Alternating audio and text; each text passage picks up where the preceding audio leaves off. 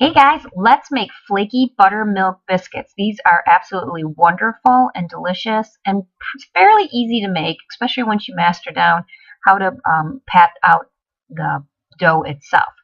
This recipe replaces those cans that you buy in the store that you kind of like hit on the counter or use something to pop them open that are full of bad ingredients, lots of preservatives, and things just aren't good for you. This replaces that with very minimal amount of stuff that you have right at home.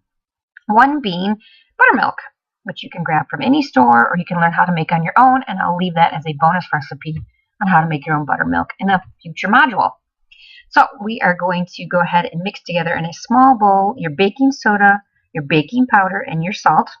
You're going to want to use a measuring teaspoons for those to make sure that they're pretty accurate. For the flour, you're going to measure out 2 cups of flour. Now you're going to use that method of fluffing up the flour in your container or your bag that you have your actual flour stored in. This way you don't get it packed in there. So you just kind of fluff it up and then measure out 2 cups of flour. We don't want it packed like if some recipes call for packed brown sugar. That's different. We do not want packed flour into our light and fluffy biscuit recipes. So then we're going to go ahead and cut up the butter. You see I took it and cut it length one way, flipped it over, and cut it the other way as well. And now I'm going to go ahead and just kind of cut it up into little chunks and throw it into our flour bowl that we have there. And the reason why we're doing it like this is that when the butter melts in the oven that's in our biscuit, it'll create little pockets of goodness, and that'll help create our flaky layers. And that's the whole point of this biscuit recipe, is to have those lovely flakes in there. So you're going to want to make sure that your butter is cold. So pull it right out of your fridge right when you go to do this. Don't let it have it sit on your counter or anything like that. Just pull it right out and then start cutting and putting it in there. So we're going to mix this all together using our pastry dough cutter. This is a game changer of a tool. If you do not have one, you can use a fork, a big fork or small fork, anything like that. But when I finally figured out what this thing was for, it just made pie making and these biscuits so much easier and kind of fun. So you're going to go ahead and just kind of chop it up. And sometimes you got to clear the butter pieces off of there. But those things are pretty sharp. Wires or whatever you want to call them. So you're just going to keep mushing it around in there because we want to create evenly dispersed little tiny pockets of butter. So there's a little pea-sized. So you're going to have to do this for about a minute or so. You're kind of using like a twisting motion. Just kind of scooping it up to see, okay, where's those big chunks of butter? So we get them a little bit smaller. So just keep chopping.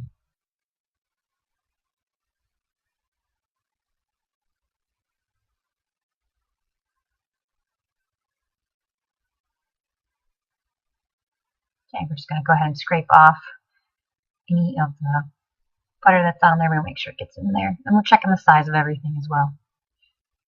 Doesn't have to be perfect, but it's got to be good. I'm going to take a look at it. Let's see. Yep. Looks good. See how the little chunks in there? That's perfect. Then we're going to go ahead and put in our honey. Just adds a little bit of sweetness to the recipe as well. Now you see that I'm actually not measuring out my honey, but you do need 2 teaspoons approximately of honey to put in there. You don't want too much because then it'll be too soft and the dough will be hard to work with. But you feel free to measure it out or not measure it out. I'm trying to give everybody permission to go ahead and learn to trust some of their measuring skills without using a teaspoon or something like that. Some of the items with baking that you actually do need to measure out, like baking soda and baking powder, that really makes a difference. But with honey, if you do a little bit under, a little bit more, you'll be okay. And we're just using our spatula to mix that all together. And you can see that it is pretty sticky, so I'm going to go ahead and add a little bit more flour in there. Because you want to be able to work the dough, because we're going to put it on our countertop. You can't have it sticking and having club fingers, right? We got to be able to pat it out, roll it out, and then get our biscuits cut out. So go ahead and lightly flour your work surface. And the trick about these buttermilk biscuits is that you need flour so you don't get sticky everywhere, but you don't want too much because then it'll dry out the biscuits, and we don't want that. These are really nice and moist type of biscuits with all those flaky butter layers in there. So we're just going to make sure we get all that goodness out. We're going to lightly dust our hands as well. And we're going to start just kind of shaping it into a rectangle shape. There's not a whole lot of manipulation with this. You just want it to get it into the shape there. I felt like it was a little sticky, so I added a little bit more flour in that one corner. So we're just going to pat it out. And then you're going to fold it in thirds. So you're going to take one end and fold it to halfway mark. It doesn't have to be perfect. You're going to take the other end. I'm going to fold it again like that. The point of all this folding, and we're going to do this a bunch of times, is to create the layers, the flaky layers in the biscuit. So you see, I'm not really mushing, I'm not really like forcing the dough too much. I'm just kind of flattening it out a little bit, enough so that I can go ahead and start keep folding it in thirds or folding it in half. Just creating all those wonderful layers for our biscuits. I'm just going to make sure I got enough flour down there because you can see some of the butter starting to peek through. But we're getting there. We're almost done.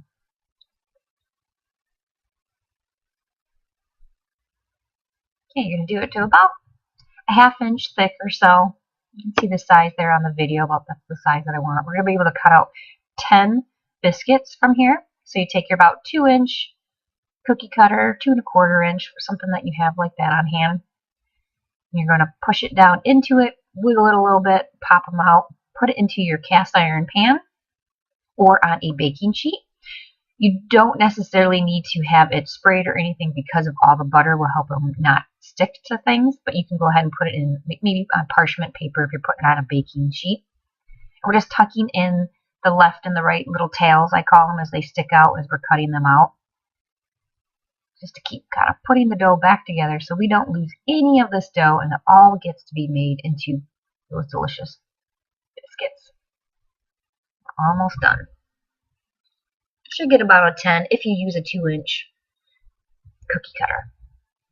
You could use something smaller if you like. I wouldn't go too much bigger. It might not cook as evenly. Or as, yeah, 2 inches is good.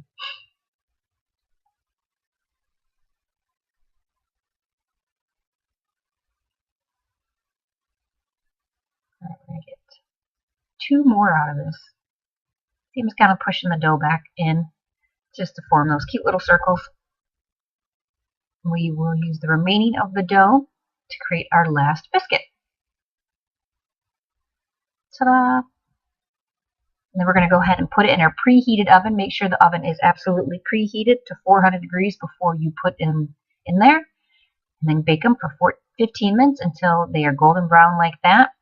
We're going to go ahead and check out those flaky layers. Look at that. Isn't that wonderful? Yeah, I went and sampled a piece. You betcha, you caught me. All right, show me some pictures of your guys' biscuits.